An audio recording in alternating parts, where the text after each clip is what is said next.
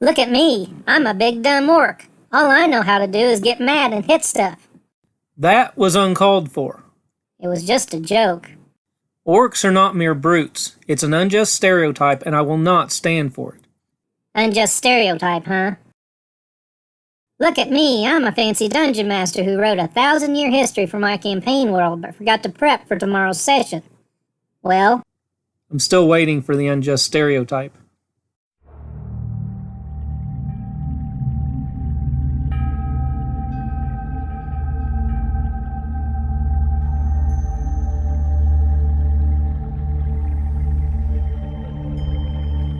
Today we're journeying back to Unzerwelt, the world I introduced in my unfriendly campaign setting. Specifically, we'll be looking at the Saltspear Orcs of Cruor. Because of traditional fantasy novels and pop culture, orcs are often portrayed as dumb brutes or evil savages. While that can be the case in certain adventures or settings, it doesn't have to be the norm. Orc society can be just as rich and vibrant as any other with its own unique flavor. Not to mention, orcs from one campaign can vary widely from those of another.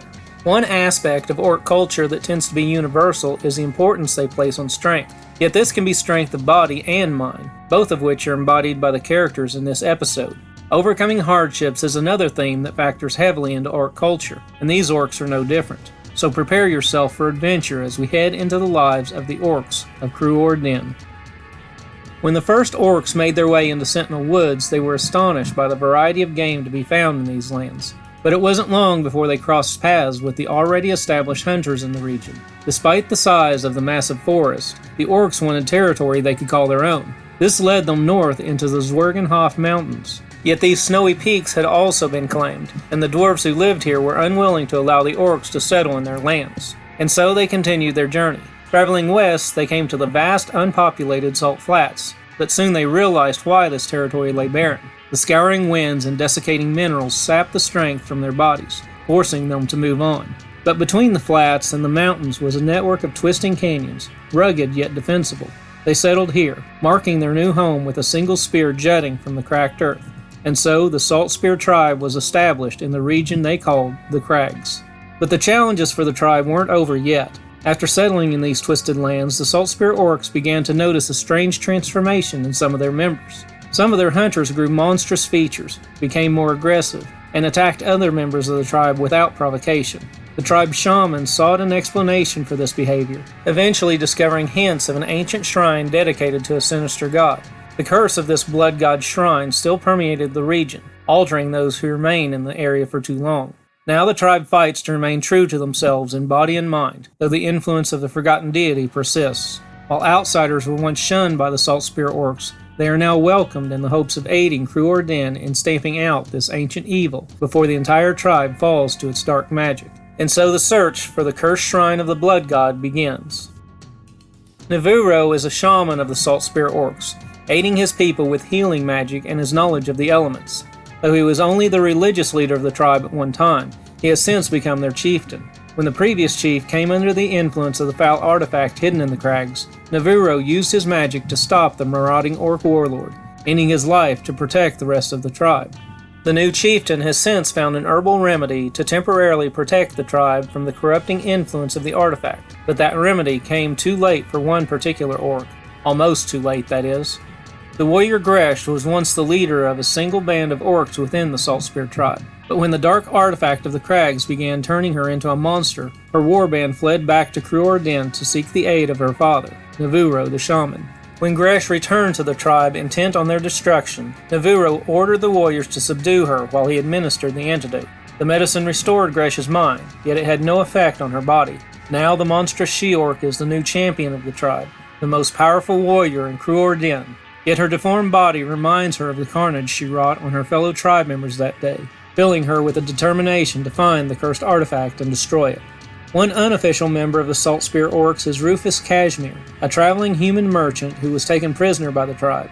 As the orcs were trying to decide what to do with the trespassing salesman, Rufus began spinning a tale of adventure and intrigue that captivated the orcs who were listening. They decided to keep Rufus, eventually providing him with better food and other gifts as he told more and more tales. Unfamiliar with the crags and unsure of what dangers awaited him in these rugged lands, Rufus decided to accept his new role as storyteller for the Saltspear tribe.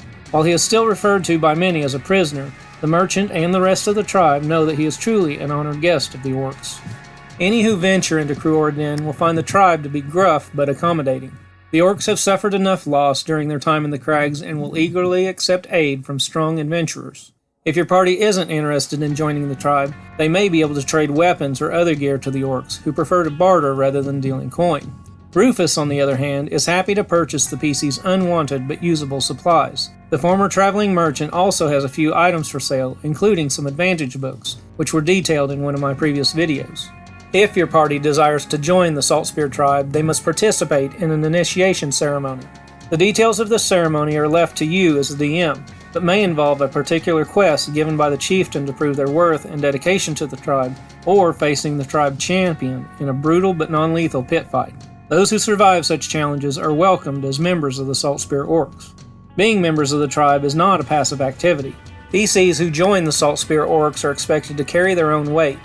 One of the first tasks initiates are expected to perform, especially those who are from distant lands or not of Orc blood, is training young Orc warriors. While the Saltspear use traditional Orcish weapons such as great axes and javelins, they encourage their young to learn the use of weapons and battle tactics from other cultures. Journeying with foreign members of the tribe on their adventures gives these warriors in training additional experience that they can later share with the rest of the tribe as they become full-fledged warriors. Another aspect of tribe life comes in these graduation ceremonies, when young Orcs complete their training and are recognized as full warriors of the tribe. While traditionally these ceremonies merely consisted of shouts, swears, and brawls, Rufus has infused some culture into them which has proved fitting for the Orcs.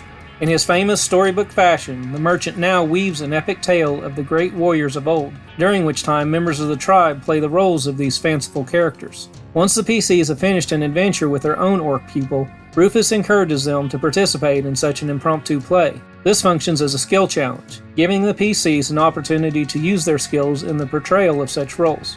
Athletics could be used for a soldier, stealth for a scout, history for a noble or king, deception for the villain of the tale, and so on.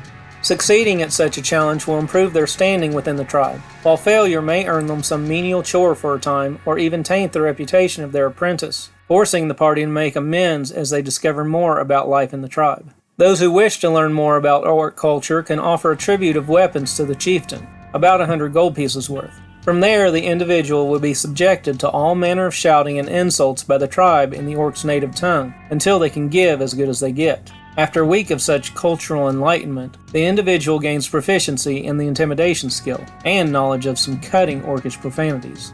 Standing one's ground is a must in Orc society. Members of the Saltspear tribe are not greedy, but they live as a community and take what they need when they need it. This even applies to blankets and hides in the sleeping area, whether or not they are already in use. Resting among the Saltspear Orcs means holding tight to your covers at night or waking up to a bedroll full of dust and salt from the harsh winds of the crags. Because of this reflexive nighttime ritual, those who take a long rest at Cruor Den gain advantage on all strength saves for the next 24 hours.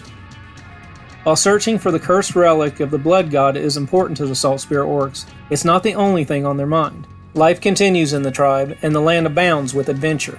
Here are some other intriguing opportunities for your party at Cruor Den. The next chapter. Rufus Cashmere is running out of stories to entertain the tribe and needs some inspiration.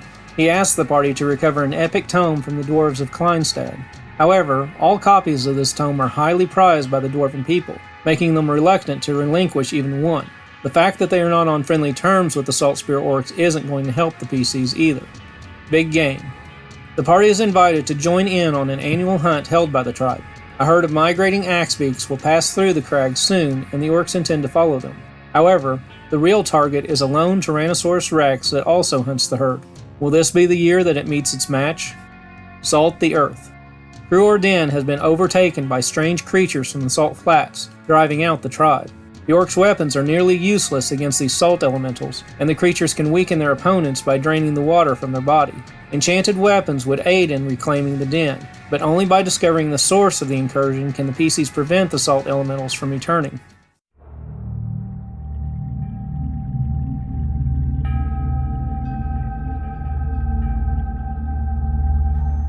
That does it for this episode. If your players only see Orcs as unintelligent brutes, a trip to Cruor Den may change their mind. And stay tuned for my next 5-room dungeons video entitled Cursed Shrine, a companion dungeon to Cruor Den. Until then, I'm David Watches. And I'm Nepal Man Diaz. And thanks for watching. Special thanks to my longtime friend Bill Batchelor for creating the logo for this channel, and to Dylan Smith for the character art used in this and other videos. I couldn't have done it without them. I'd also like to thank Garreth of Dungeons & Rejects for the Orc Camp map used in this video. If you'd like to see more from this artist, check out the link in the description below.